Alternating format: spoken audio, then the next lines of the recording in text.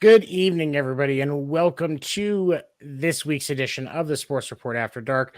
I am your host, Seven. With me is my partner in crime, and also clearly trying to get added to a sex offender list, Dan the Dick Warner. It's a Dude, nice that scarf is killing me. It's a warm scarf. Oh my god, I feel like a real uptown girl now. I'm proud of you for feeling like an uptown girl. I'm glad that you're honest with that feeling, and I support it 100%. Right. Good. All right, now I can take it off. I won't make a mockery of the show. I appreciate that. I appreciate that. No. Okay. So tonight we've got a few different things I want to talk about. First of which, we had the unfortunate passing on Saturday morning. Dwayne Steelers quarterback Dwayne Haskins was trying to cross the highway and was hit by a dump truck, according to reports. Was life flighted out and died at the hospital. Definitely keep his friends, family, former teammates in your prayers. I was watching the press release or the press conference today from the Ohio State coach, John Daly, and they were all really shook up about it. Because by all accounts, a pretty cool guy. Yeah, pretty good guy. Was wanting, stayed after practice, talked to friends, shook hands, kissed babies, that type of thing. Which, that's the kind of guy you want as one of the leaders of your team. Now, obviously, there were some issues with play, and he was working on that. And by all reports, was actually going to make a good run at being the starting quarterback for the Steelers when the season started. But there was a couple of comments that were made by sports personalities Saturday morning that were much to the disappointment and frustration of the sports community. We'll start with this first one by Adam Schefter. He did delete and reissue this tweet saying something differently, but his initial tweet regarding the passing was Dwayne Haskins, a standout at Ohio State before struggling to catch on with Washington and Pittsburgh in the NFL, died this morning when he got hit by a car in South Florida. Per his agent, Cedric Saunders, Haskins would have been 25 years old on May 3rd. All right, Dan, I'll go off on a ramble here in a second. I'll let you have this one first. I don't think that's that bad, Tone. Okay. I don't think that one's that bad, honestly. Like, he wasn't trying to insult the guy. He was just saying, like, right, if you didn't know who he was, like, this is who he was. Like, his struggles have been well documented. It's not a secret that he did have trouble catching on in the NFL, correct? I mean, right. I mean, I don't think it's dude.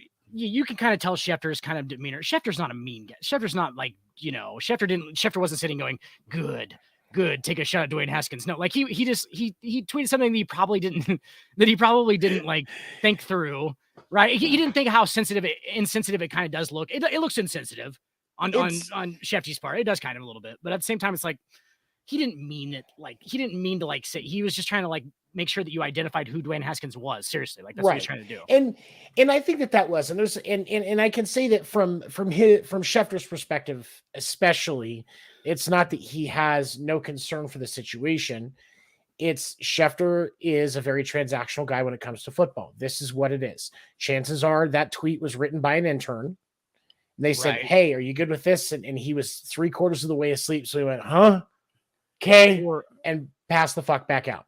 Yeah, or like seven shots of espresso deep, and he had like 19 things going on, and he was like, "Just fucking send it, dude." Right, and I don't believe that there was a bunch of negative intent there. Now, I do understand. I can understand people not feeling good about it simply because it's because when you mention that he struggled in the NFL, you're speaking ill of somebody that just died. So I can understand being like, "Hey, that wasn't cool." But there's people that are calling for Schefter to be fired. Oh God. And I will say this. The spirit behind these people, and one of the things that they're trying to make an emphasis on, and there were athletes that were unhappy with the way he said it too. I will say that. But athletes are people too. This is one of the things that is a central point to our show. And so, you have to, just like Gene was talking about on Sports Report just a few minutes ago, you got to be able to separate the player from the person. And I understand those points.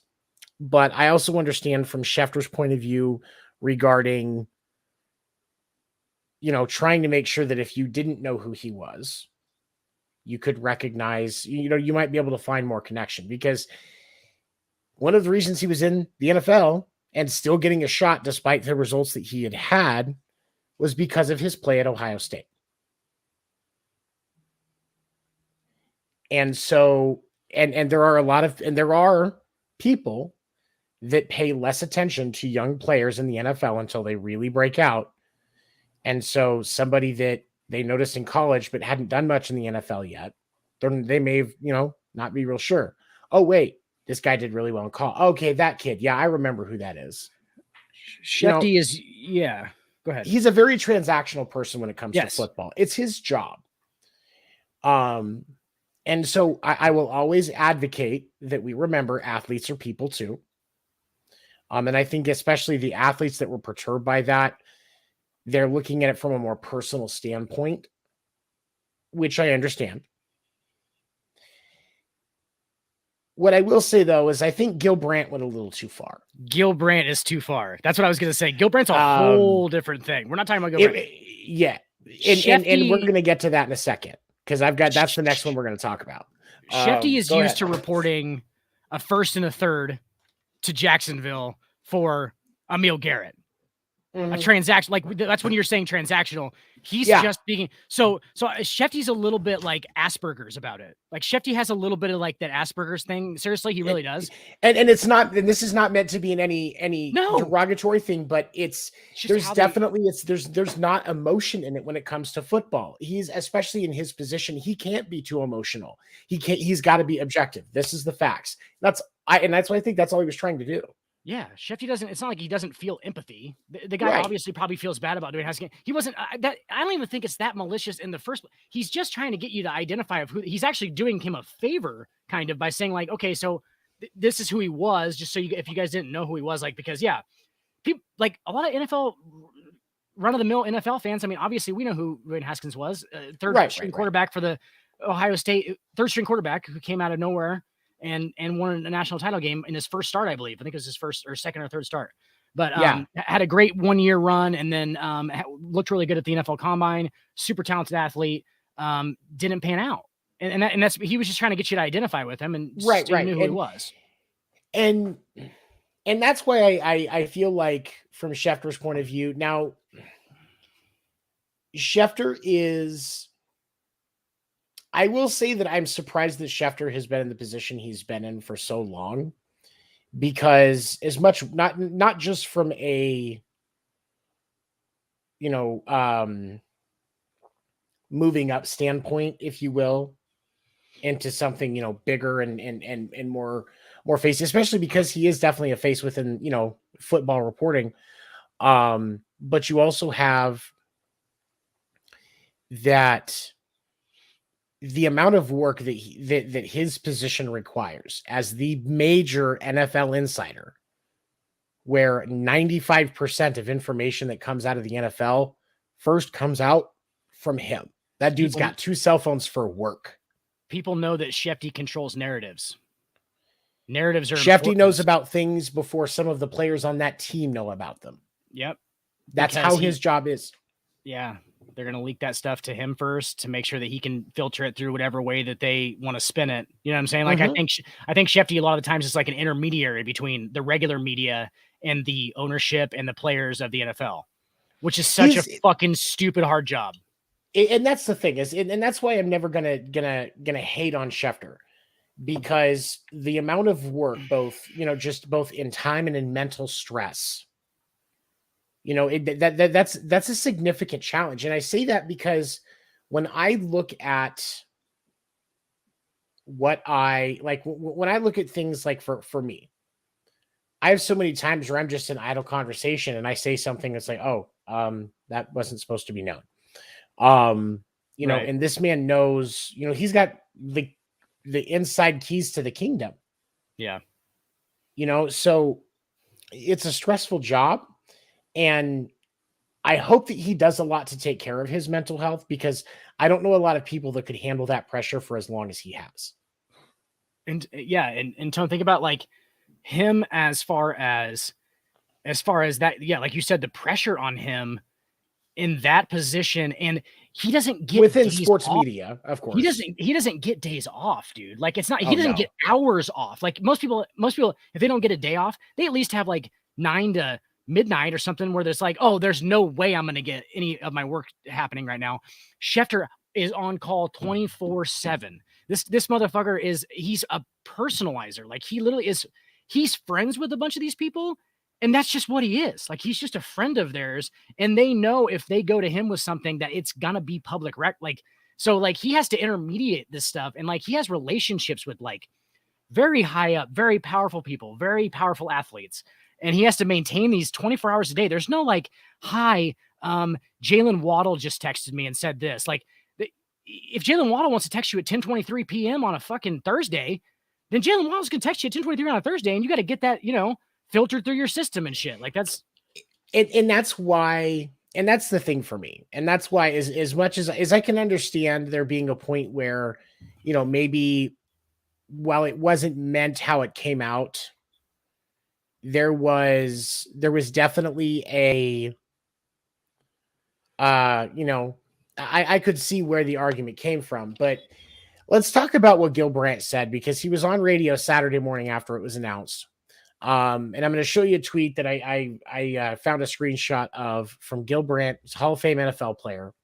And he said, he was a guy that was living to be dead. It was always something with Haskins. Maybe if he stayed in school another year, he wouldn't do silly things like jogging on a highway. No, I believe he actually, I listened to the sound bet. He actually says maybe if he stayed in school all year, like if he stayed in school a single year. Because he came out as he was a true sophomore, I believe, but he had eligibility somehow through some kind of junior. I can't remember what it was, but like he had JUCO eligibility thing or something. Yeah, he had eligibility to be a junior, and they just said he just didn't go to class or anything, which is so fucking typical. I mean, that's typical of college athletes at this point. Why do they have to go to fucking algebra? Seriously, that's not what they're fucking gonna go. Like, why are we still teaching? Like, you know what I'm saying? Like, why are we still teaching finite math to these guys? Like, who cares? That comes back to something that we've talked about, where the programs that these athletes are in college need to be more centered around giving the ability to use their athletics outside of the professional sport that they're trying to be in. And after their professional sport. Yeah. Equipping them. Yes, you're going to take some business classes, but it's going to be about being able to manage your brand and your business, because in professional sports now, as a professional athlete, you have a brand, whether you want it or not. Yep. And so you have to be able to understand and manage those things. You need to be able to know, have enough business acumen to understand when your agent is screwing you. Yeah. These are things that these individuals need to be able to know. And so I definitely believe that there are classes and things that they can be learning, but I think it should be more relevant, unless the individual is like, yeah, I'm here on a gymnastics scholarship, but I want my degree focus to be on engineering. Go for it. Yeah. You know that you're not going to the Olympics. You know that your gymnastics scholarship is going to pay for your schooling. You have the intelligence to be an engineer. Get it. Yeah. But I think that there should be more refined programs for those individuals, for sure. Right. Yeah. With an emphasis on incremental salary management, and you know what I'm saying? Like anything that's in clauses in a contract, ways that you can read a contract, like tort law, contract law in general should be a required course of study for all athletes in some way, even whether it's just one class or a couple of courses. It's so much of what they do. 100%.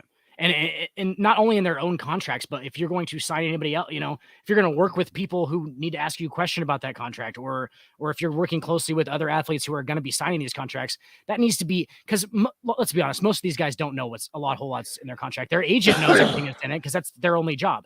But that's obviously, and you don't want the athlete to completely concentrate on their contract, because that's a lot of, as McConaughey would say from Wolf of Wall Street, a lot of between the ears mustard shit. That's what Yeah. contracts are. They're just pages and pages of fucking ridiculousness is what they are. But and I'm not saying they need to have, a master's in law under a master's in contract law. But, like with being in insurance, because that's my day job is I sell insurance.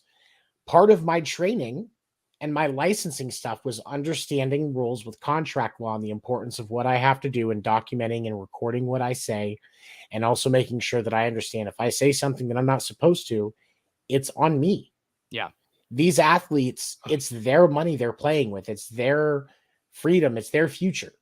They should have the knowledge to have a decent and a general level of understanding of what these different clauses and terms and phrases mean, so that they have an understanding. Like Patrick Mahomes, you remember, the Patrick Mahomes basketball thing from a couple of years ago when he was still young. He was playing street ball and somebody caught it on video, and he didn't know that it was in his contract that he wasn't allowed to do that. His dad was a professional athlete. Yeah. He's been around. That shouldn't have happened. No. And that's go ahead. No, I was go ahead. Yeah, he's been around it for years, and that's a guy who's seasoned in it. Like Patrick Mahomes Jr. knows more about fucking a lot of that stuff than a lot of these guys do. Like imagine some guy from small town Texas, dude, goes and play. There's tons of them. Goes and plays in the NFL or plays in the NBA. That dude doesn't know a fucking thing. Who would? You're taking advanced math in high school, and then he's going to college for a year. He doesn't give a shit about his classes because who would? Honestly, you don't give a shit about your classes. Like, why are you? Just teach something that's worth something. Get them learn something good. It's the relevant information, and I think the relevancy is key, because that's how you give them the true student athlete experience, because athlete is their study. So maybe that's teaching them how to, because they may not make the pros. Oh, hey, you know what? You're going to be able to be a physical therapist when you graduate from college. Yeah. Or, you know what? You're going to be able to go on and, move into coaching. We're going to start getting you through those programs and teaching you about the analytics and getting you an internship with an NFL team can help you. And then you can help our college team and our scouts while you're learning these things and getting all of this experience. There's an abundant resource. There's an abundance of resource of these things that these colleges can be doing.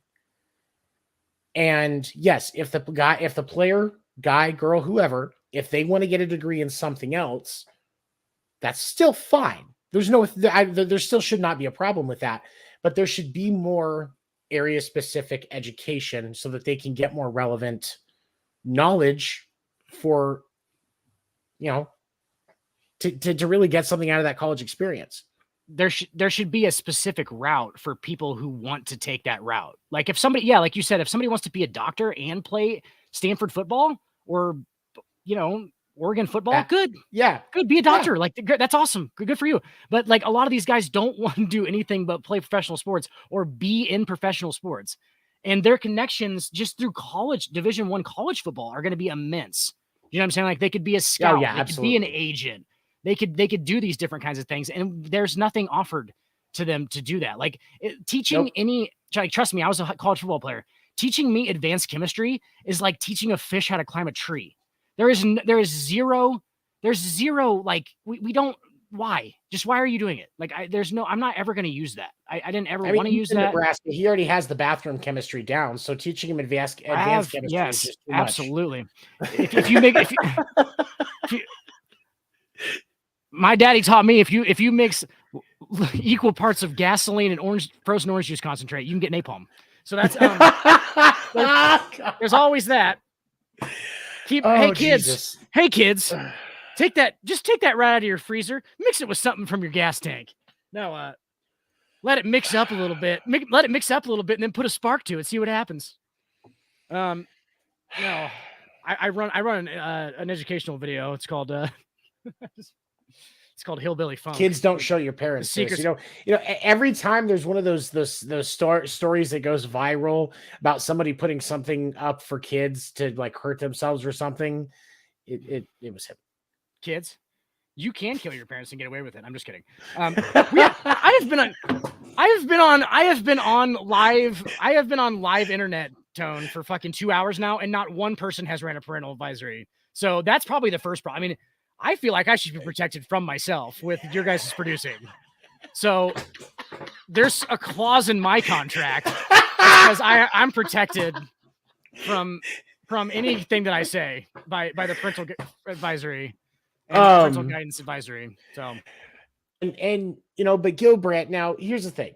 Back onto what Gil Brandt said. Far. Yeah, we went on a little tangent. Sorry. Too far.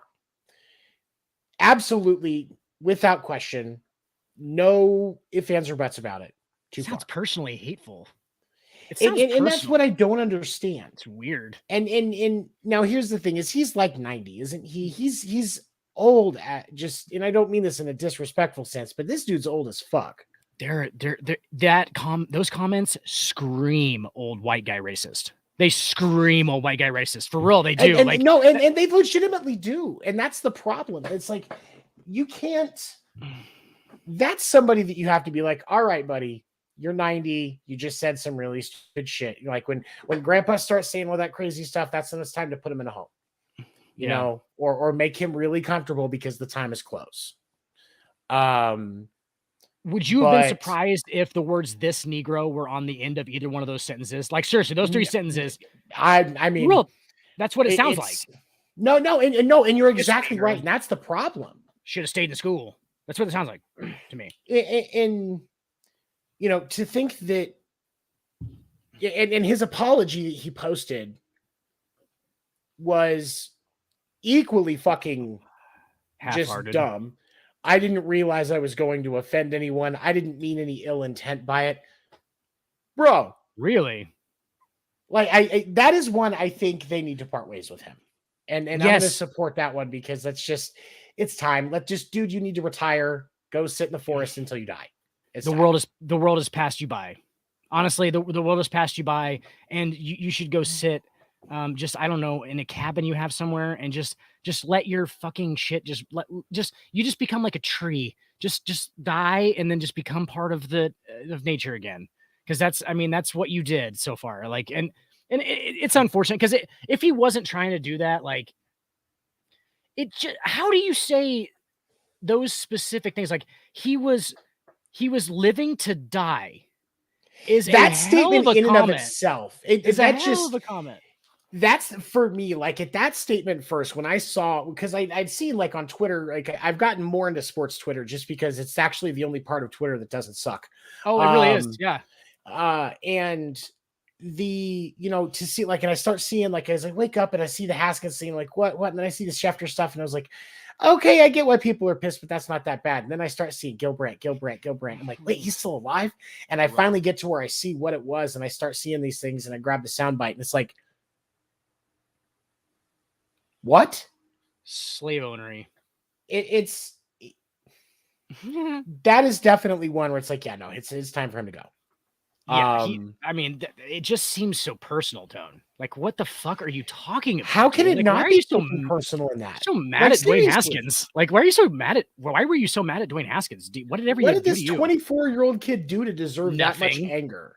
That's my question. Nothing besides be black, for real. Gil Brandt. That's exactly what it was. Was it not? It just sounds a lot like he was just doesn't like black people. That's what it sounded like to me. Right when I read it, I was like, I hate to go that direction with it, honestly, like right off the bat, but like that's just what it sounded like. Like it sounded like he was, he's calling him dumb. No, and you're lazy is what he sounded like. No, and that's the thing. It is, and that's why, because for that to just be, oh, hey, this kid just died. He was, by all accounts, working his ass off and trying to get himself into a position to where he could be competitive. And I mean, why were the questions, what was he doing on the highway? Because it took a while for it to come out that the reason he was on the highway is because his car ran out of gas. He was trying to go get some. Yeah. That's literally all it was. But these questions are, there wasn't, he wasn't asking, why was a black kid on the highway at 6:00 in the morning running to go get his gas? Right. there was no concern. There was no questions that those of us that are actually, you know, intelligent adults who are feeling for the Haskins family and his wife, his teammates, his former teammates, the guys that had just been working out with him, like Right. how that's going to hit all of those people. He's like, oh no, he was living to die. No, What the that was fuck, immediately man? I was done with Gil Brandt. Such a huge jump to just nastiness. And then what was the second one? The second one, oh, it's always something with Dwayne Haskins. What the fuck are you talking about? It's always something. Always something with Like, Haskins. are you literally saying that this man, like, he died because there was always something with everything that he was doing? Like, just Dwayne Haskins always doing something. Like, that sounds old white guy haterish is what it sounds like to me. That's what it No, you're comes I across. mean, that was my first thought because, like, I mean, and especially both of us having so much time living in the Midwest, how many of those old racist white guys did we hear? Like, they never said the N word. They never even said Negro. They never mentioned the race of the person. It was just, oh, maybe if he would have, and if he just got up and got a job. Guys, my father said the N-word all the time when I was growing up. He said things like that all the time. I have met hundreds of these people.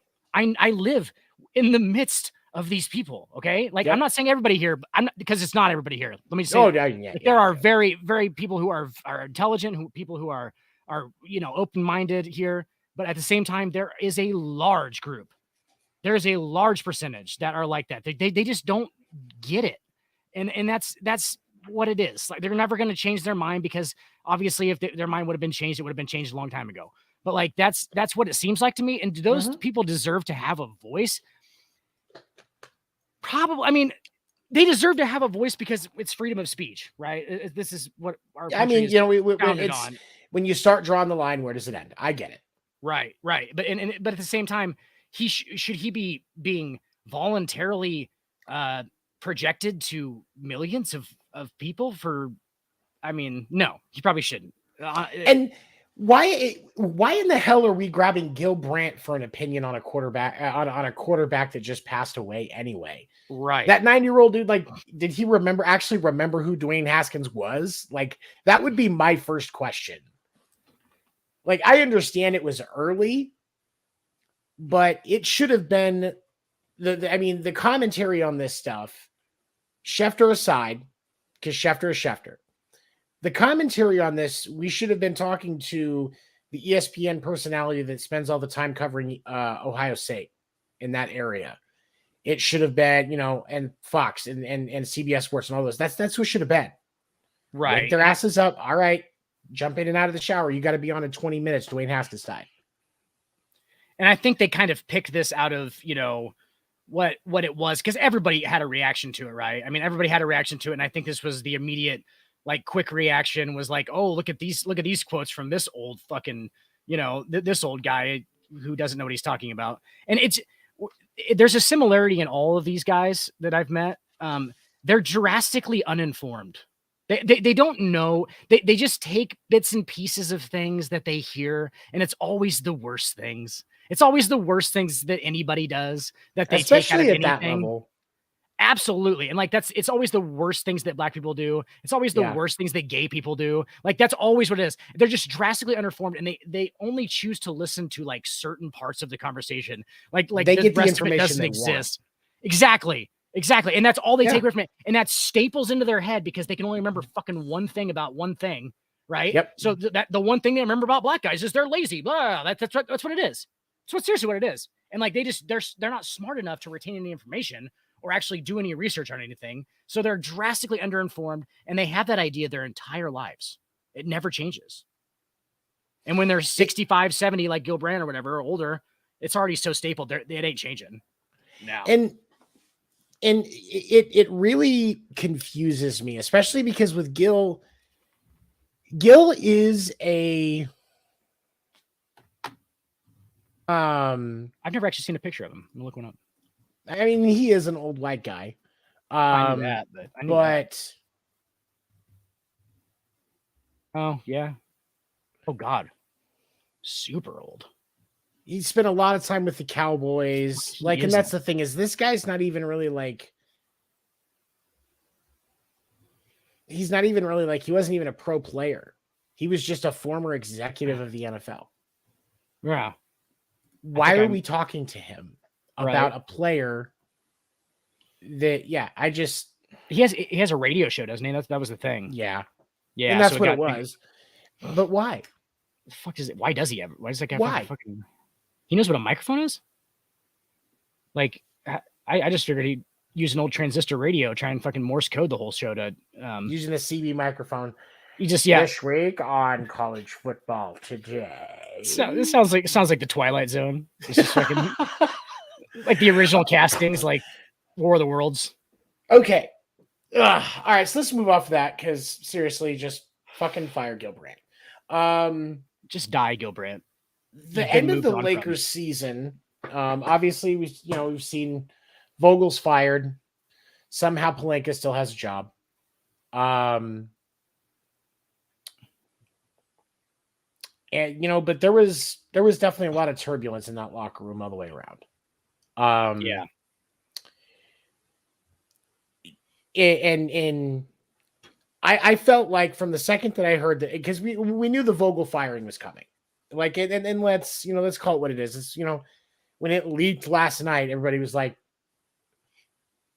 yeah, and which we knew he was going to take the fall. The Lakers organization for leaking this information during the game. Seriously, Jeannie Buss, go fuck yourself. That's just so fucking disrespectful.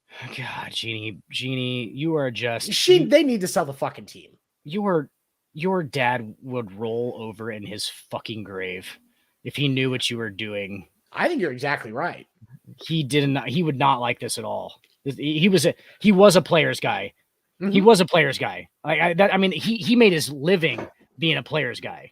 Like that was the thing. Like, cause he didn't know any better. You know what I'm saying? Like, it's not like he was like some moral high ground guy. He didn't know any better. Like, he just thought like, well, these are obviously the guys making me money. He was just smart. He was like, the guy's making my money. Like, why would I not, these guys need to be the first priority. It's very simple in principle. And here's the thing is like, and you can see that the way that he handled things, the GMs and the owners that do things that way, they have winning franchises. Mark Cuban is like that. Clark Hunt, owner of the Kansas City Chiefs, is like that. Brian Cashman. Cashman's a GM. Cashman's a GM, and I think that the Cashman's issues more stem from shitty decisions, but I don't think it's all him. I think Steinbrenner is trying to fuck up everything his dad built in New York City. Slowly and methodically. Yeah. And here's the thing. I don't know. And that's what's hard for me about the Yankees is I don't know if it's Hal or if it's Cashman or if it's that when you put them together, all of their brain cells fucking disappear and they have one to share between them. Yeah. I don't know what it is, but I think it's a clear case of two different main goals. You know what I'm saying? Like, I think Hal, I don't think Hal is I don't want to, I don't know Hal Steinbrenner, obviously, but I don't know if he's a baseball fan. Does that make sense? Like, I don't know if he's actually a baseball fan, and I don't know if he wants to dump a bunch of money like his dad obviously was a baseball fan, okay? Like, Hank was a baseball fan. Yeah. I think that's one of the reasons why the Yankees were so successful is because of the fact that George was so passionate about baseball in general. He was dedicated to the growth of the game. Yeah. I think that if he were alive today, he would be happy on all get out on the field about how the Field of Dreams game went last year. For the game. He would be like Kevin Smith crying, talking about how beautiful it was. Yeah. Yeah, just that's because exactly it was what it would be. For the game that he loved. For the game that he loved. And then but you're getting look at Steve Ballmer and the Los Angeles Clippers owner. Sits courtside. Mark Cuban sits courtside. Knows his players personally. Mm-hmm. They love basketball. They want to put things into that team that they own, right? And then I think Hal just kind of inherited it, and that's nothing against Hal Steinbrenner. That was his dad. He should have inherited it. I'm not saying anything about that, but I am saying right. He's probably not running it quite correctly because he doesn't have the passion that his father had about the game. And like I said, I don't know Hal Steinbrenner, but Like he probably doesn't. I know It it's a fair seems like. assessment. I could see that being a possibility. It's not that he doesn't know baseball. I think it's that it doesn't mean as much to him as it did to his dad. Yes, and he And doesn't I want to think open that a has an pocketbook. impact on the decisions that they make. 100%. I think sometimes they're trying to cut But- corners financially, and it's not. If you're not 100% committed to it, it ain't happening because you Right. got 29 other teams you got to deal with. They're But- all not cutting corners. Right. And back on to just talking about the Lakers, like you had. sorry. No, we both got off topic there. It's fine. But with the Lakers, you've got, what was supposed to be preseason, like they were the betting favorites to win the NBA Finals. Not just the West, not just make the playoffs, not just make the play-in. Win the finals. Yeah. And, for them to fall to 11th and finish below 500, it's it's a lot of pressure for those people that are the face of the organization, LeBron, Westbrook, Melo, all of those guys. Like, I get that it's a lot of pressure, but the other situation that you're going to run into is the GM for the Lakers, Pelinka, right? It's Rob Pelinka. Is that right? Yeah. Okay. Did not do his job. But Vogel is the one that gets fired. I understand that there needed to be consequences and actions. And I'm honestly hoping if you're going to fire Vogel and make him the first scapegoat, Pelinka needs to be next. Yeah. Yes. We've never seen Rob Lowe and Rob Pelinka in the same room at the same time. B, the Lakers at the beginning of the season, odds to miss the playoffs, 1,600 to 1. 1,600 to 1. That's amazing. Hey, should have taken those odds. Hey, if I could go back in time, put some money on the Cubbies, you know what I'm saying? Like that's amazing. But Rob Pelinka, dude, that dude, I'm pretty sure he's fucking. This is we're gonna get off. This is the personal side of sports. I'm pretty sure he is fucking Genie Bus. Let's be honest. He's fucking Genie Bus. There's That's no. the only I one don't that think makes there's. sense. And Genie was like engaged to Phil Jackson for 3-4 years, I think. I don't think they ever got married, but you think she would, she could persuade Phil to come back and try to fix it? Awesome. Oh my god! Could you imagine? Awesome. Can you imagine that reunite with LeBron now and this whole fucking this whole fiasco that's happening there? Like Phil just comes back and like starts burning fucking incense in people's lockers and shit, and they're like, "What the fuck is going on right now?" I could, and I think Phil would be the one that would be like, "No, not only are we not getting rid of Russ, we're going to keep everybody the same, keep the exact same roster. I'm going to go win a championship with it." Yeah. And he just shows up and just bullies through it. And just Westbrook falls in line, quits making bad turnovers, starts shooting good threes. Braun stays down like he's supposed to. Yeah, I mean, that's the thing is if anybody could get that team in line, it would be Phil Jackson. But Phil and Phil's just over there like Baby Yoda, just like walking. Just very like nobody even like really talks to him. He just doesn't really talk. He never calls a play. All his assistant coaches do everything except for Phil. Just like burns some incense before the game, and everyone's like, "Yes, we'll follow our leader." Good. That's basically all it is. Like that would be fucking so sweet, dude. As a coach, you've got to just manage egos, and so if you can delegate those other things so that you can focus on that, why not? I think Frank did a good job of that though. Like, but with LeBron, you're either taking a back seat or you're taking charge and telling him to shut the fuck up. That's all there is to it. Like, Tyronn Lue did a fucking great job of that. Tyronn Lue took the other road that Frank Vogel did not take, and where he just told LeBron to shut the fuck up and stood up to him. And that's what happened. And that's how they, that was the chemistry you needed for that team. That's what you have to do to get LeBron to let you run your team.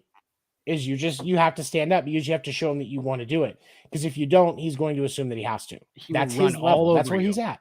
Yeah. Yes, it is. It is. He will respect you more if you stand up to him and do things your way, other than like he did. LeBron James, dude, did not fucking have any. I think he respected Frank Vogel, but I don't know if he actually respected Frank Vogel. You know what I'm saying? Like, if you asked him like in a personal conversation where there's no media around or anything, like, LeBron, do you like actually like, come on, like, do you respect Frank Vogel as an actual like coach though, like a mentor? He would absolutely probably say no. You know what I'm saying? Like, I think he respected him for what he's done and things like that, but like, no, there was no actual respect there. He respected Tyronn Lue. He respected Tyronn Lue for being a grinder, for working as hard as he did to get into the NBA. That guy went to fucking Nebraska, ladies and gentlemen. Tyronn Lue went to Nebraska, made it to the NBA. Do you know how fucking hard that is to do? You know how fucking hard? I didn't even know Nebraska had a basketball program. That's kind of a shock to me. We're D2. But it's you guys have to play Mo West. Mo West and North Dakota State's our fucking rival. They're our rival. Wichita State beats the brakes off of us every year. The Shockers. But we got Eric Piatkowski and fucking Isaiah Roby. Those are our two fucking stars of the century. So who exactly? No, Eric Piatkowski. Generally, Tyronn Lue is the most recognizable Nebraska basketball player of all time. I was just saying it has to be Ty Lue. Yeah, not a doubt. Well, I mean, unless you count Creighton, which is in Omaha, Nebraska, then Creighton's got a great basketball program. I didn't know that Creighton was in Omaha. Really? Yeah, Creighton. Creighton has a Creighton prep, so they have a high school that's literally just for people who are going to go to Creighton University. So they start their guys fucking early. So I'm sure, yeah, some of those have to come up in that basketball program. Kyle Korver, Doug McDermott, a lot of these guys, Dougie McBuckets. A lot of these guys are, yeah. So if you combine the two, we have a fairly good basketball program here in Nebraska, but we have to separate it between two schools because we're both D2. So, but yeah, that's neither here nor there. Tyronn Lue, yeah. LeBron James respected Tyronn Lue. That's why the chemistry of the team went different. Everybody knew that all Frank was going to do. If you watch I like to watch the huddles with the mic'd up thing where they put the mic inside the huddle for NBA games. You can tell which teams are like actually together and which teams are literally just sitting there absolutely ignoring everything that their head coach is saying. And it's about 50-50 is the fucked up part. That like half these teams don't give a fuck. Like every Stan Van Gundy coach team of all time does not give a fuck what Stan Van Gundy is yelling about. They really don't care. It's just very like, it's Stan. It's Stan. That's not how he yells a lot. It's fine. He yells. He loses his voice about 3/4 in, so you don't have to listen to him anymore. Like it's a quiet fourth quarter. Yeah, and then you got Frank. Frank's just like sitting by himself, like the coach from Waterboy. Just like he's like sitting on the basketball. And he's like drawing up plays. He's like, yes, good, yes, out of bounds play. Like he's just very scared of it. Like he's scared of all of his players, and they know it. And like that's what Frank was. Do Frank Vogel like that and compare him to the coach in Waterboy? Ended up being a goddamn good coach, didn't he? You know what? I'll give you that. I'll give you that. Frank's an X's and O's kind of genius, dude. He's and like they were talking about it on Undisputed today. He is a more defensive coach. Frank Vogel needs a younger team. You can't give him a roster of old guys and expect to get anything, because the reason Frank Vogel wins games is because of his defense, not his offense. Yes. I think another great fit for the Lakers would be Rick Carlisle. If they could somehow pull him from Indiana. Was he not? No, he's not in Indiana. He was in Indiana first. He's in I just saw it earlier tonight. Anyway, I think he's in Indiana again. No, he's in Indiana. He's with the Pacers again? Oh, yeah, he went back to the Pacers. Okay, he was with the Pacers originally. Dallas wins the title, comes back to Indiana. Okay, yeah. So I think Rick Carlisle, they're not going to be able to pull him from Indiana. But he would be a great fit. I mean, he took that Dallas Mavericks team, bunch of old guys, to a title. He does a great job. They respect him. Ty Lue. Ty Lue would be awesome. And that's the thing is you bring Ty Lue in, you see if you can get rid of at least you get either Westbrook or AD, possibly both. Get rid of them. Use young guys. I think you'd be fine. Well, Ty's already in LA though. I know. He's Clippers. But, yeah, you're not gonna pull him from the Clippers, I would think. You can. I think that if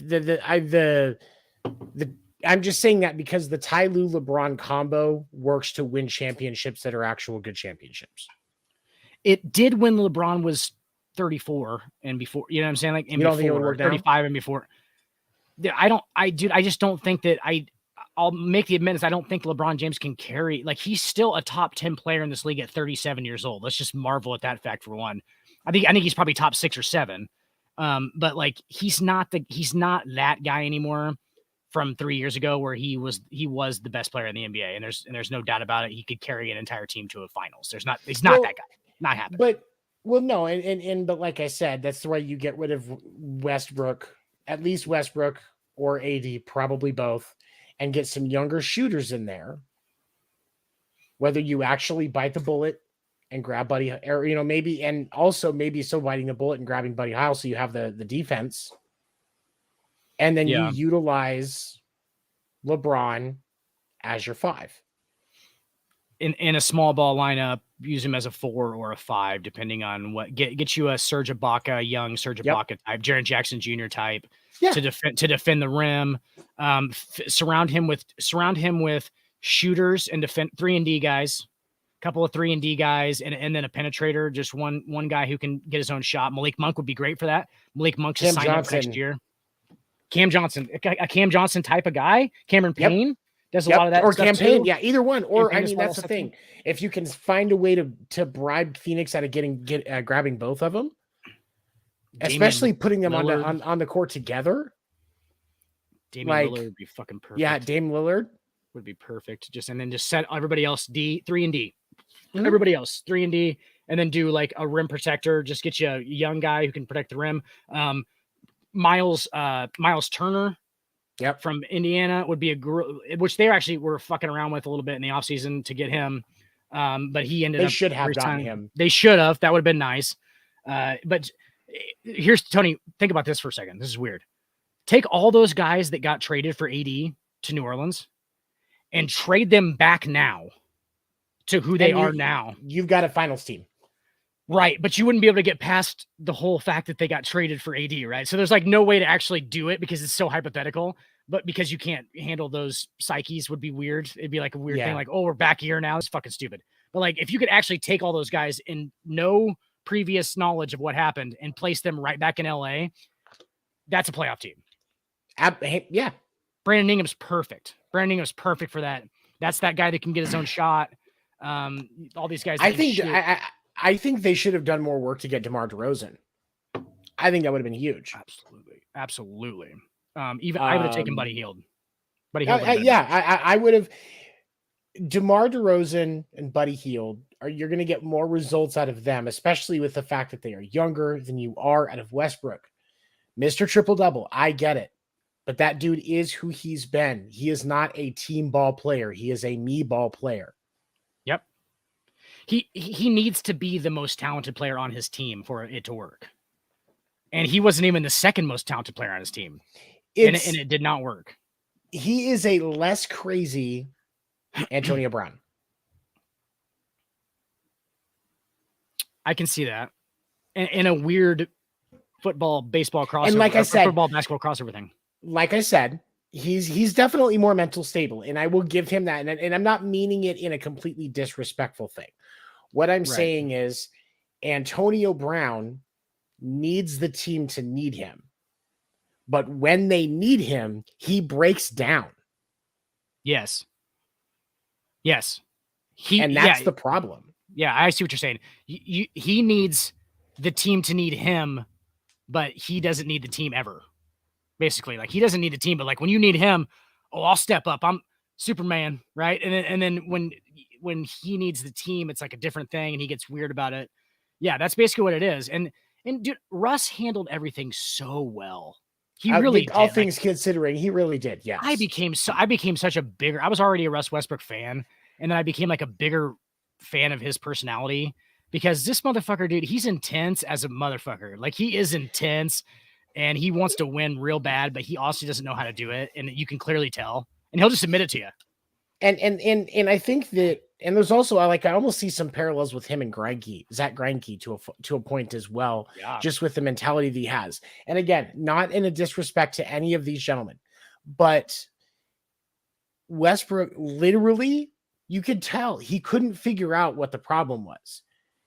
He was bought in on this because he thought it was going to work too. Yeah.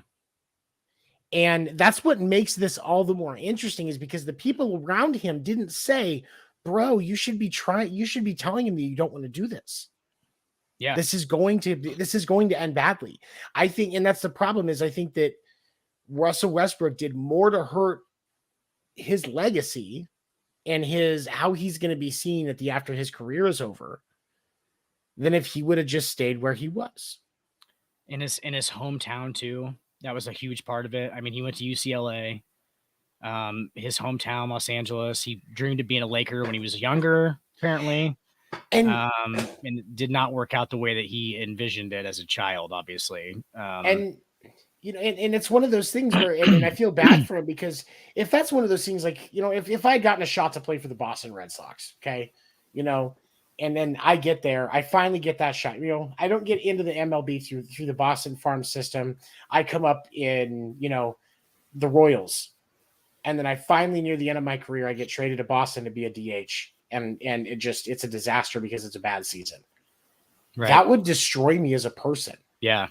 Because this organization that I've revered since childhood, the curtain has been pulled, and I've gotten to look inside, and I didn't like what I saw. Yeah, that's what I was gonna say. Like, it's a lie. It's a lie to him. Like, that whole thing was just a big lie. The Showtime Lakers were a lie to him. When I was on the winter meetings last night, I interviewed former Yankees pitcher Stephen Weaver, and you were in the comments on that one. Very true. And Stephen is emigrated to the U.S. from West Germany, and started playing baseball. Grew up in the East Coast and was an avid Red Sox fan. Well, he went to UC Santa Barbara and was actually expecting one of the West Coast schools to draft him when he got eligible for the draft. And the Yankees grabbed him, and he didn't even expect it. Hadn't really talked to him.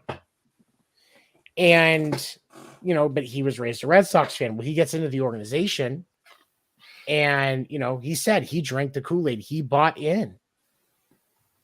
And, he felt bad that he could never get back up to that level and pitch in the pros after he got injured. But, this is an organization that he has despised almost since childhood because of the Boston and Yankees rivalry. And, it was the complete opposite of what he expected it to be. And that's good. But you have Russ, who did not get the good side. And all jokes aside on his playing, I feel bad for the guy. I really do. Yeah. Yeah. It's disappointing. And is it gonna hurt his legacy? No, I think that he's still a Hall of Famer. I think he's still a Hall of Famer, but I don't think it's going to be first ballot anymore. I'd like to see him get a ring somewhere, because I do appreciate him as a player. It's just he's just that one. He's kind of a one trick pony kind of guy. This is what he does. He's going to get every rebound. Yeah. He's going to do everything. Everything centers through him. And when it's good, it's okay. You know what I'm saying? Like, when it's good, it's okay, because the skill set just doesn't translate quite to. He's a freak athlete and a really good basketball player, obviously, a very good basketball player. But and team wise, it's just. And that's the thing. And the mentality that you have as a professional athlete is so important. It's one of the reasons why we focus on the fact that athletes are people, because the mental health side of being a professional athlete isn't talked about. Nobody gives too many people don't give a fuck. And it's a problem because, when you look at somebody like Russell Westbrook, if I was making millions of dollars a year and nationally millions of people every day picked apart how I did my job the night before, I would lose my fucking mind. Yeah. Even if I was the best in that sport, if I was, Babe Ruth 2.0 before Shohei became a thing, or, I was Mike Piazza, but not a complete prick, only kind of a prick, something like that. And just good at what I do legitimately, I would still lose my mind having everything picked apart like that on a daily basis, to the extent that these guys in those big organizations like the Yankees, the Red Sox, the Lakers, all of those guys, Yep. I mean, case in point, Eldrick, Tiger Woods. I mean, look Yeah. at Eldrick, Tiger Woods. I mean, there's so many. I mean, let's put it this way: if Ben Simmons has the mental makeup of Magic Johnson, he's Magic John. He's the reincarnation of Magic Johnson. You know what I'm saying? Like that's really what it would be. Like if he has the mental, that's how big of a difference it is, guys. We're talking about a guy who just sat out an entire season for no fucking reason, basically, at all, other than the fact that he just couldn't do it mentally, because it's rough. It's a lot of fucking pressure, man. A lot of fucking pressure, man. It really is. And, there's so many times where we think about, oh, it's just a game. It's just basketball. We see the game we play. We don't see what it's like to be in that level. One of my favorite depiction of what it's like to get into that. You remember that show on the Disney Channel, The Jersey? Did you ever watch that? Mm-mm. So this show, it was a kid, he and his two friends would watch Monday Night Football every week. And they discovered this jersey where when he puts it on, he jumps into being an athlete, turns into where he's that athlete that they're talking about in the show. And most of the time it was very football centric. And even though this kid played football in high school, like anytime he was jumping into a player that was in a game, it was instantly, oh my God, this is so much faster. It's so much more intense. Like those reactions were always there. And I thought that was fantastic as a way to depict it, because it is a completely different game at that level. Yeah. Even if all of the rules are the same, it's still a different game. Yeah. I've heard so many dudes talk about how the jump from high school. So like I made that jump, not even to D1, dude. So like a low class of college football, right? A small class of college football. And the jump from high school to college was fucking breathtaking. And when I say breathtaking, I mean, I got beaten to a pulp every fucking day by these dudes. And it was literally just every guy there was the best player on his high school team too. Okay. Every guy there. So that's what level you're jumping up.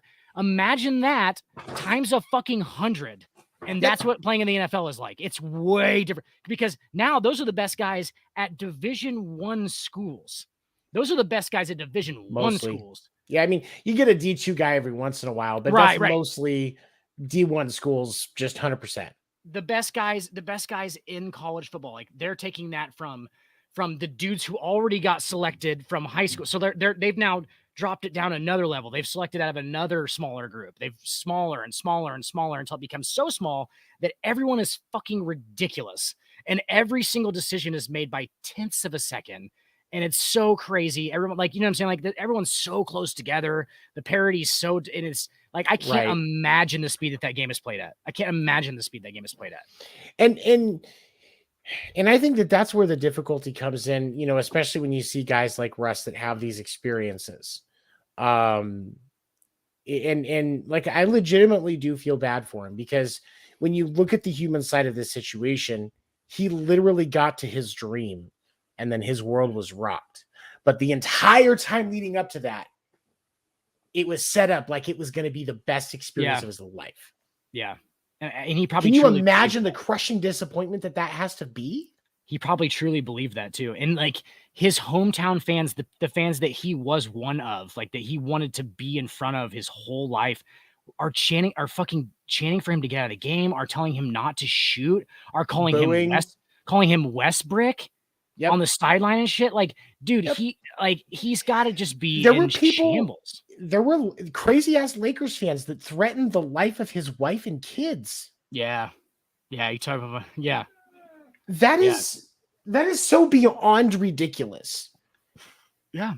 And that's one of the reasons why this is such an important point to me on this show, is athletes are people too. And to see these individuals have to suffer openly like this, And it's a complete lack of compassion. Because like if you and I, if we go to our friends, our dream got crushed, be like, all right, come on, let's go have a beer. Let's talk about it. You know, and then you get that help, you get to move on. But now when you have to add in that your dream got crushed in front of millions of people, you're a public figure, you can't go out in public without any peace and fucking quiet unless you go to somewhere where they've never heard of basketball. Right. Which is hardly anywhere now. I mean, the safest place for him is like, you know, going over to Europe or something like that. Maybe going to like Scotland or something, Right. where, you know, the basketball isn't as much of a sport and he can walk around in a hat and sunglasses and I was going to say, chances are you're not going to recognize him. And then he's just a incredibly cut 6'5" black dude walking around in Ireland. Like that's not unnoticeable at all. It's still less conspicuous than walking around LA. I mean, right. And just being Russell. Yeah. Just being Russell Westbrook. And you know, he's not going to go out there and fucking his Gucci and shit. And he's going to be dressed to the nines.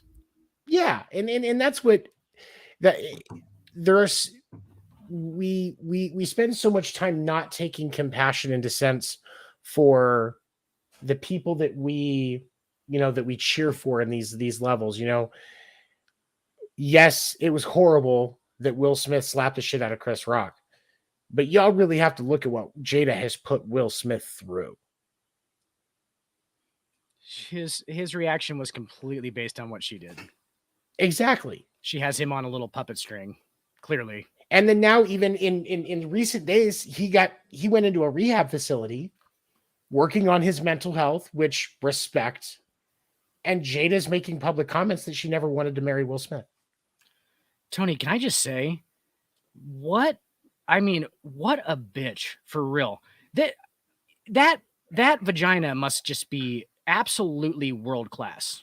Can I just say that? I mean, like, at this point, what is he doing? Like, just does she have? I know what it is. Like, I think I figured it out. Weird, like Jada Pinkett has a beatboxing vagina. That's the only way that it could be where she is.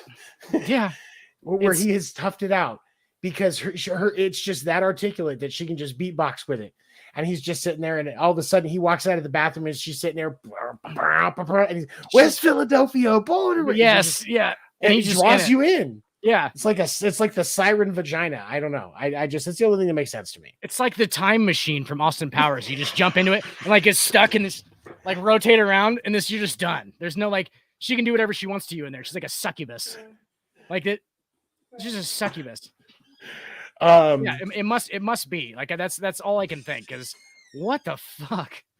Like that dude I thought that better was too. I was gonna say I thought that was weird. Like when it happened in the first place, I was like, this is kind of a weird little thing they got going on there. I mean, I don't understand their dynamic, and I will openly admit that.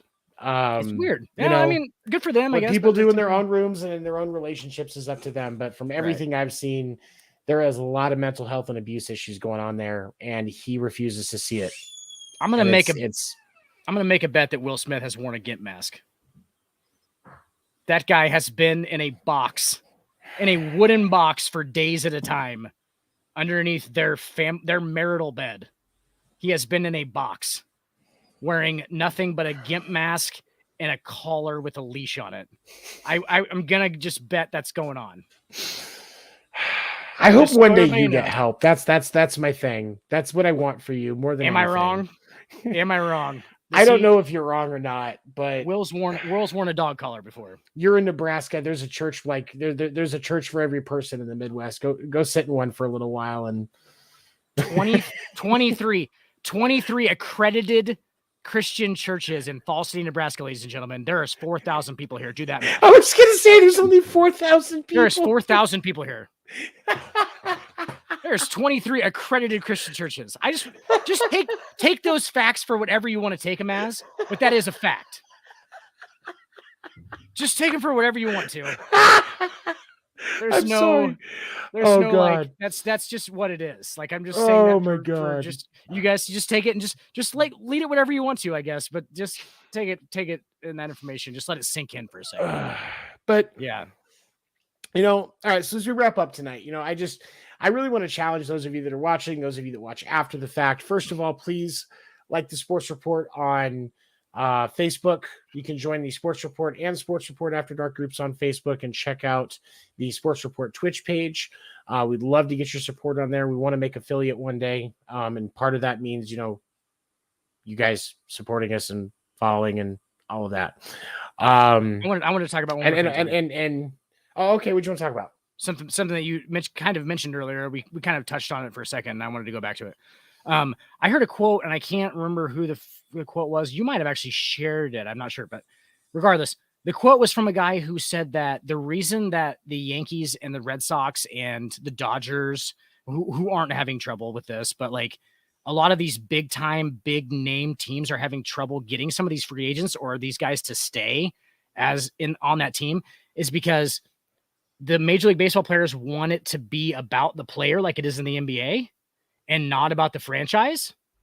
Because obviously if you say Lakers now, you're going to get a lot of LeBron James off the bat, right? You say the Bucks, obviously you're going to get Giannis. You say the Nets, you're going to like, nobody gives a fuck about the Brooklyn Nets. Seriously.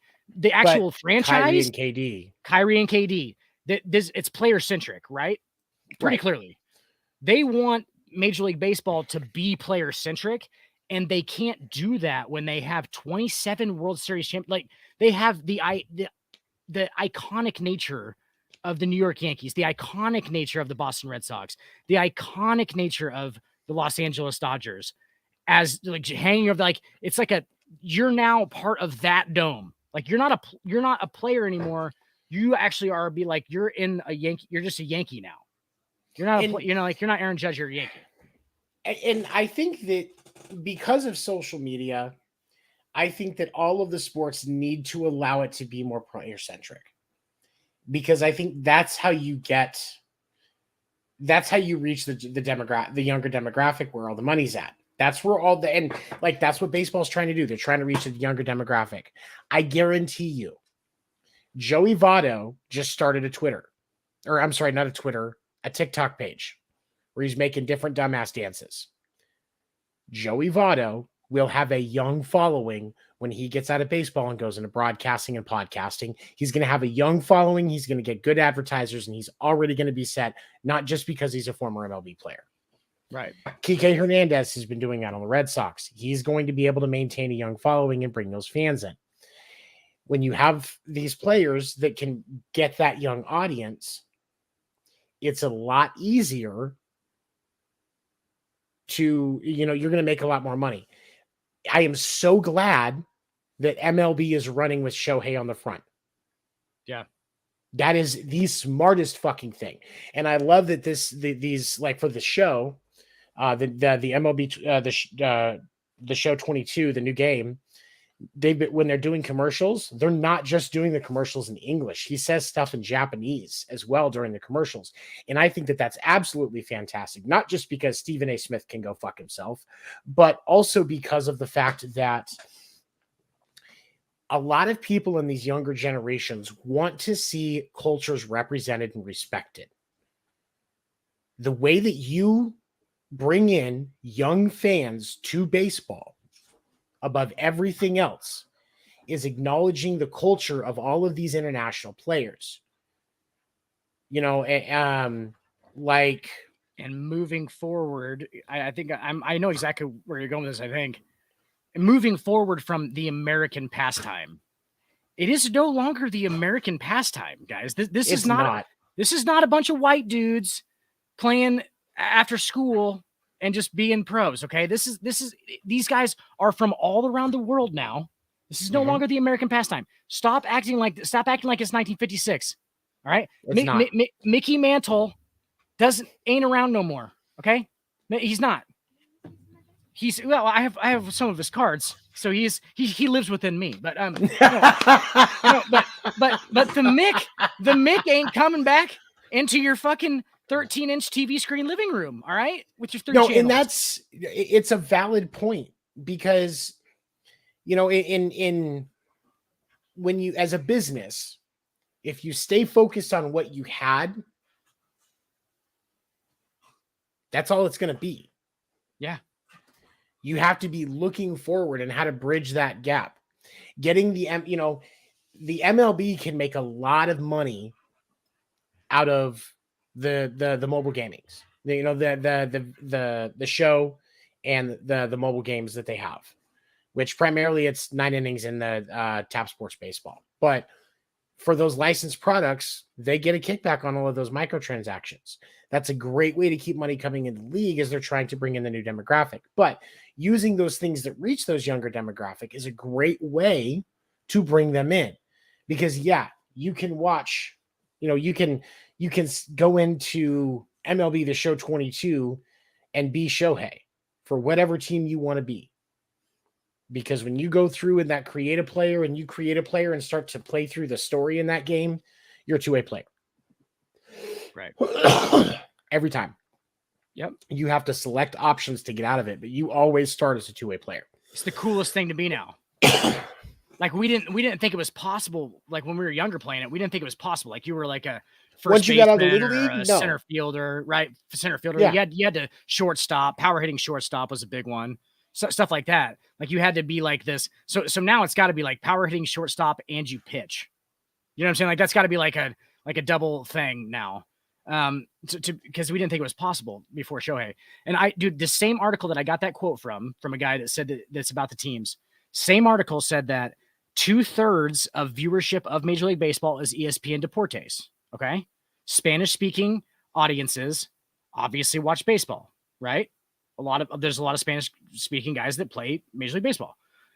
Only I think it was 20% of network television providers provide ESPN Deportes as their base package. You have to order it separate on the other 80%.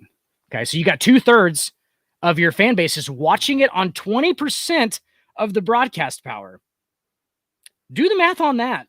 If you just do 100%. ESPN Deportes should be a part of the regular package. And I say that having worked in a cable company. Like, that is just absolutely fucking asinine. It's bonkers, especially for fucking Major League Baseball. Why are they not pushing for all of that? Oh, yeah, because their owners are rich, old, fucking stupid white guys who think that Mickey Mantle still plays.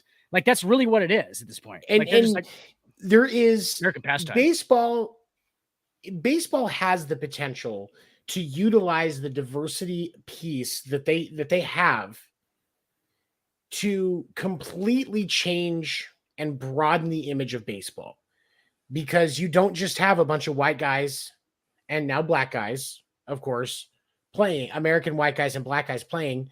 You've got guys from a lot of different Latin American countries. You're starting to see players come over from Korea and China and Japan and the Philippines and stuff like that are starting to be in this game.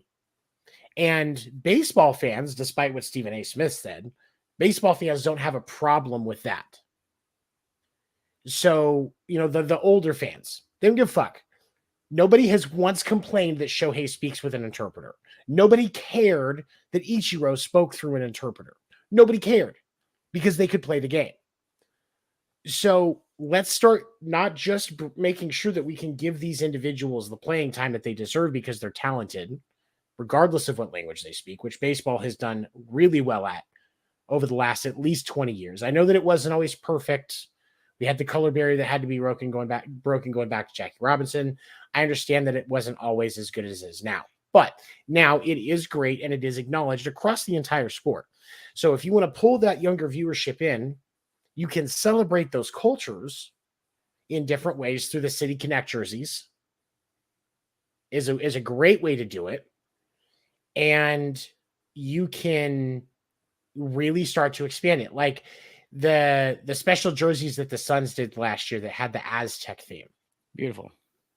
Absolutely beautiful. There were people that are not Suns fans that bought those jerseys simply because they looked fucking good. I'm getting one this weekend, actually. I'm buying one. I found one. I don't actually have one, but I wanted one pretty bad. You get these, just like the select,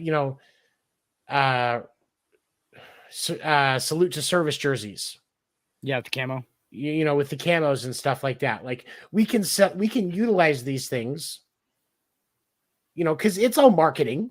Let's be honest, it's all marketing.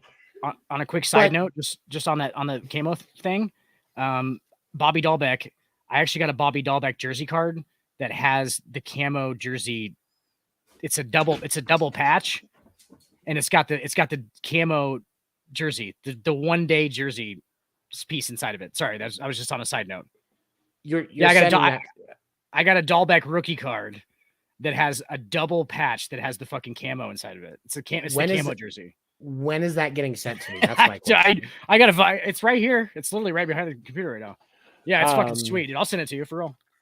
It's great. Tell you what, you know what? Like we'll trade. I'll send you. I'll get you one of those Aztec jerseys for the backup. Yeah, that works. Well, I already got the fucking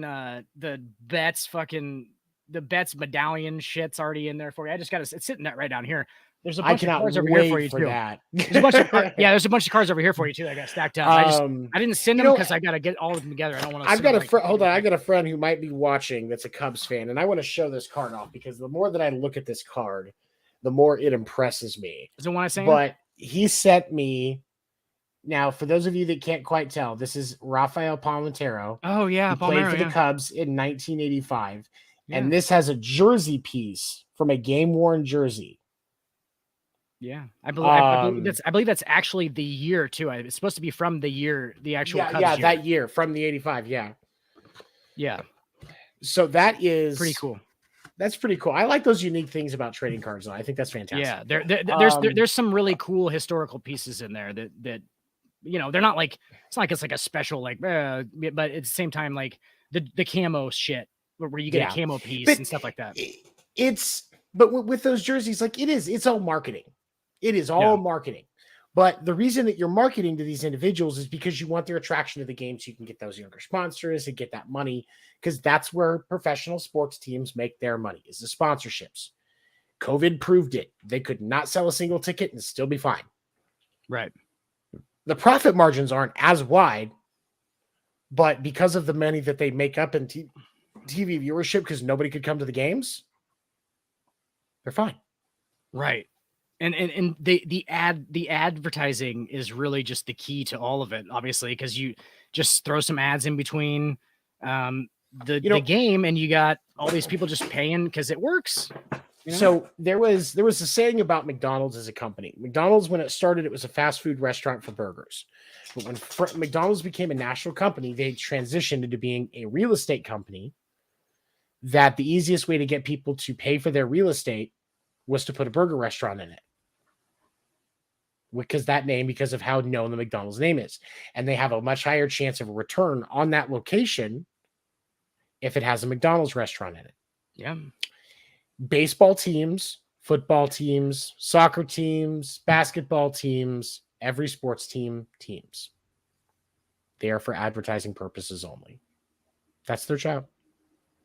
Yeah. That's why they have to be so specific on what they say and what they do. The team necessarily, because like we've talked about multiple times, teams cover up dumb shit players do all the time. All the time. Yeah. All the time. Like but the chicken nugget stab somebody in the mouth. But what they really don't want is for the advertisers to be unhappy with what got found out publicly. That's the part they care about. Yep. Because that's where they get their money.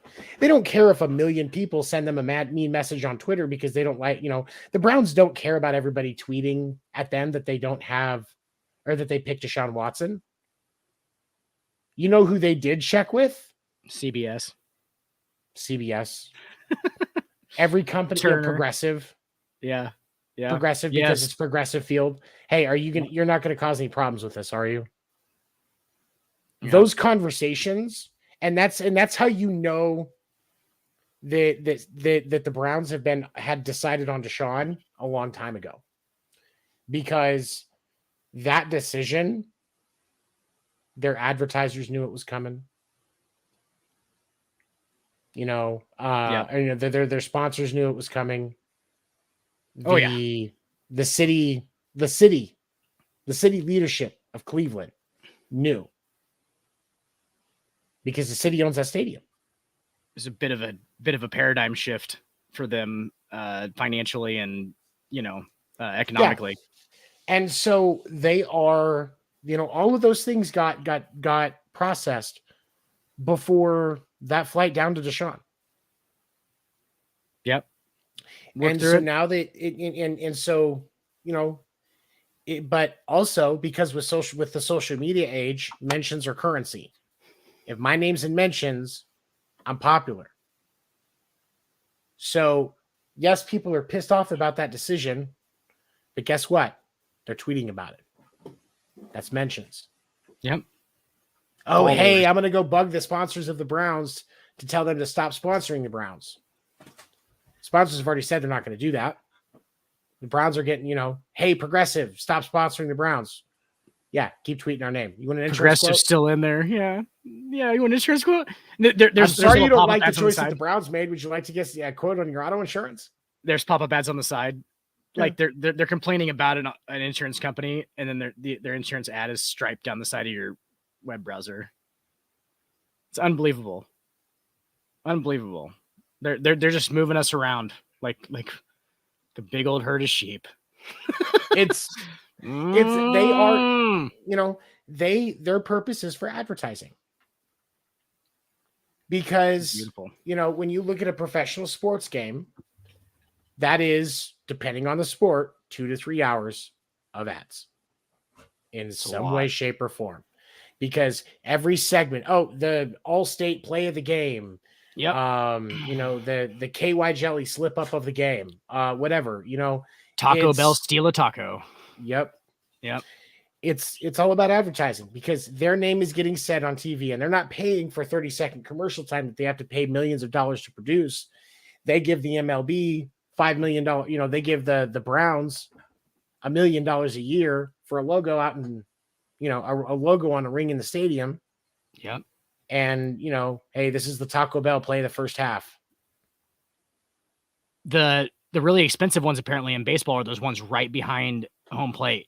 Yep. So anywhere on the wall right behind, because you're always getting that behind the pitcher view. So anything that's in the camera view of the right-handed pitcher, the left-handed pitcher, that's the one that costs a bunch of money because you're just getting a constant. The closest to either dugout on either side. Yeah. The back, basically from the edges of the dugouts all the way around. Those are your highest price parts, and then depending on where you're at in the center field, there's a value for it. And naming the field, obviously, too, like you said, like the name of the field is like the biggest one because that has to be said every single time. Like Progressive Field, Heinz Field, every single one. Enron Field, which I think is still around, right, Josie? No. That's still around. Oh, sorry, no. Enron. Yeah, Enron was Wrigley Field. Fucking Wrigley. That's amazing. That is a fucking brand. Amazing. It wasn't named after a person. It's just the fucking brand. It's amazing. Old ass fucking brand. Shitty fucking chewing gum. Fenway. I think Fenway and Yankee Stadium are two of the few because Arrowhead now is GEHA Field. Yep. Gia. Is it Gia? Gia. Yeah. Which nobody calls Field. It is. It's big letters. Big letters. We only know what Geehaw is because of Arrowhead Stadium. Let's just say that. Yeah, nobody in Kansas City gave a fuck about Geehaw. Nobody gave a Geehaw. Nobody give a Geehaw. Even the employees in the Kansas City area that work for the government were like, "The fuck is that? Really? Who? How much of my salary money did they pay for that?" That's what they probably thought. How much am I getting cut because of this? This is ridiculous. Why are the cost of my health insurance going to advertise on the Chiefs Stadium? Who needs to advertise that? It's exactly 1/100,000th of what my insurance would cost. God damn it! The price of that stadium name was exactly 1/100,000th. What the fuck? This is ridiculous. Why did I lose this? Because they don't give a shit about you. That's why. they give zero fucks. What? But in wrapping everything up, I do want to challenge if you're watching.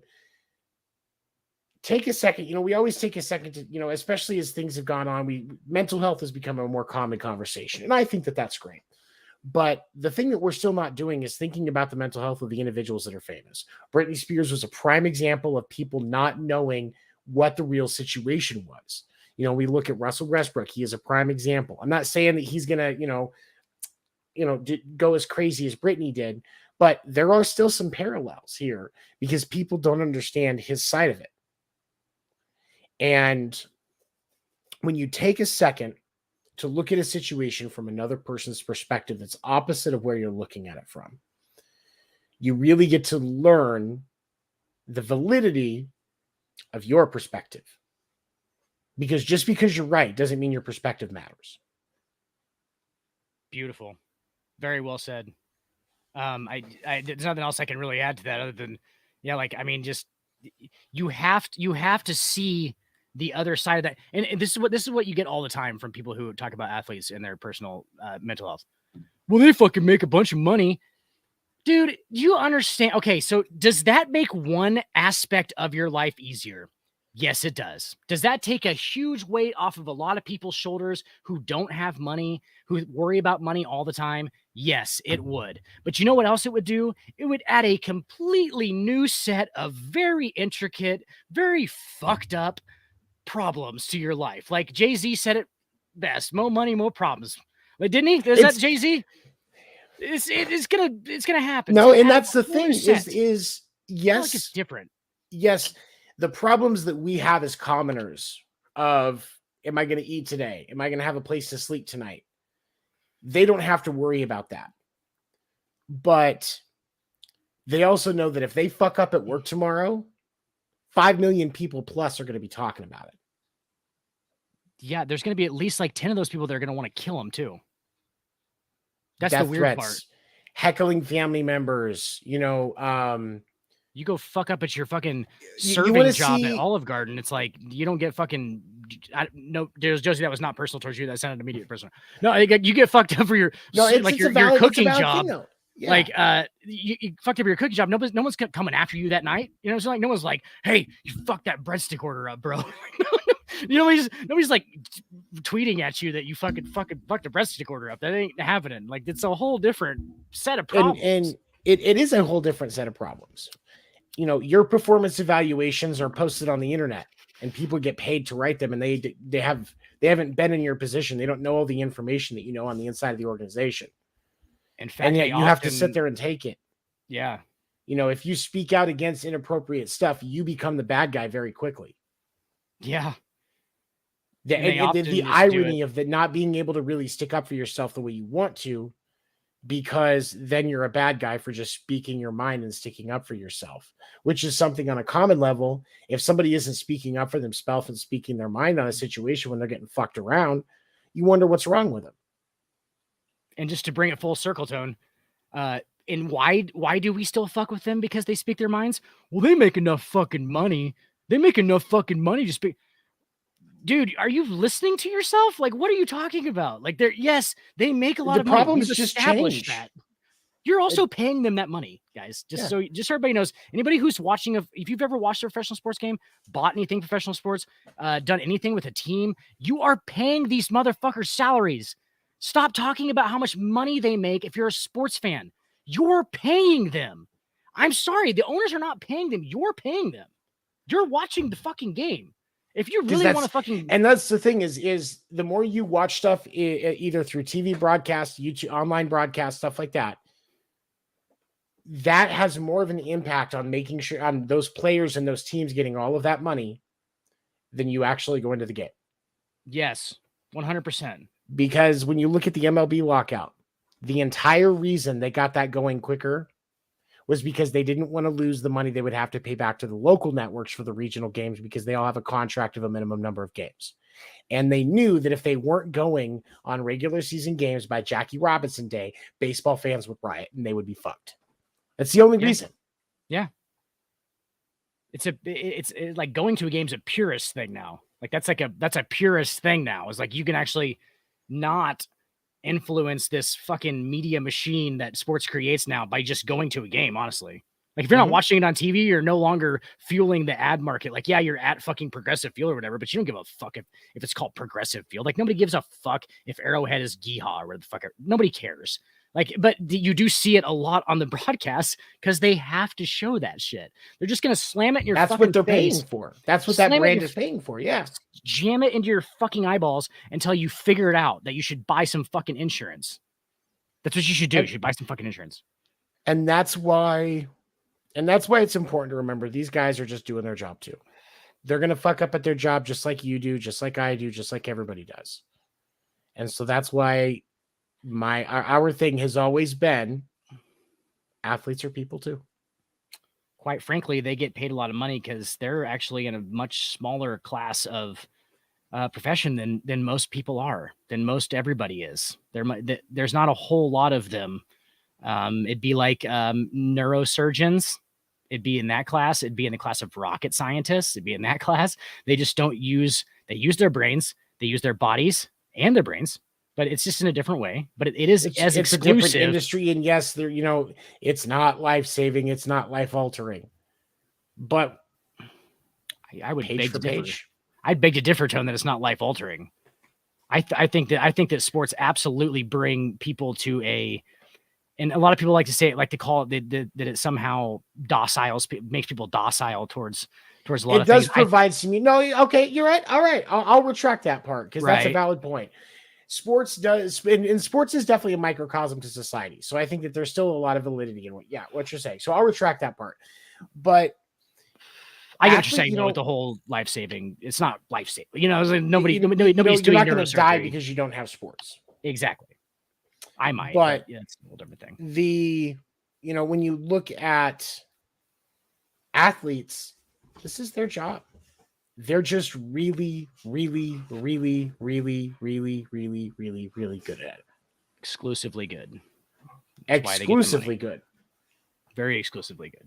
So, if you're going to be exclusively good at something, then, and they put in work. They obviously put in work, guys. It's a full-time fucking job. I'll tell you that much. I know that for a fucking fact. Like, yeah, Division III college football is a full-time fucking job. That's Division III college football. It means nothing. There's 200 people at every game. 200 people at every game. Nobody gives a fuck what a Division III school goes for fucking a record. Nobody cares. Not one person gives a shit. But it's a full-time job. So imagine what it is at a professional level when people give a shit. Yeah, it's a thing. Yeah. All right, y'all. Well, thank you so much for joining us on another edition of the Sports Report After Dark. You can catch me on Sunday nights at 9 p.m. Eastern on the Pinfall Network and the Winter Meetings page, as well as the YouTube that we just started at 9 p.m. Eastern, talking all things baseball with my buddy Craig. And then Monday nights at 10 p.m. Eastern, me, Dan, Will, and Josie going into all things sports related. Along with us again back here next Monday night at 11:30 p.m. Eastern-ish, because we always run over on regular sports report, so we have to move it out. But thank you, Dan, for tonight and joining us. And for those of you that were watching, I appreciate you as well. Those of you that check it out after, please catch us live one night. We would love to be able to comment and talk with you. Thank you for watching the Sports Report After Dark. Have a great night. Anybody who wants one of these neon signs, just go on Google and get it off the image and then just put it on your TV. We're repping those neon signs, bro.